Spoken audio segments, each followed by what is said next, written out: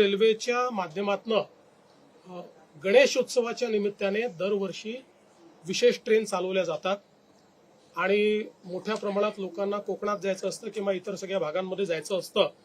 तर यावर्षी आम्ही केंद्रीय मंत्री अश्विनी वैष्णवजी यांना विनंती केली होती की आपण जास्तीच्या गाड्या सोडा, कारण लोकांची अडचण होते, लोकांना मोठ्या प्रमाणात जायचं असतं, गर्दी होते, तिकीटं मिळत नाही। आणि मला हे सांगताना आनंद वाटतोय की माननीय अश्विनी वैष्णवजींनी मला हे पत्र या ठिकाणी पाठवलं, मी नंतर आपल्याला रिलीज करीन। आणि त्यांनी त्यात सांगितलंय की मागील वर्षीपेक्षा जास्त म्हणजे जवळपास 367 ट्रिप्स आता यावर्षी त्यांनी प्लॅन केलेले आहेत।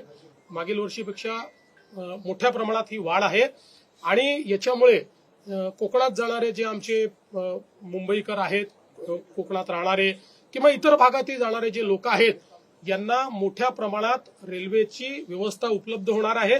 आणि म्हणून मी माननीय अश्विनी वैष्णवजी आणि माननीय प्रधानमंत्री महोदय या दोघांचे आभार मानतो की त्यांनी आमच्या सगळे हे जे काही मुंबईत राहणारे, पूर्वी ज्याला आपण चाकरमाने म्हणायचो, किंवा सगळे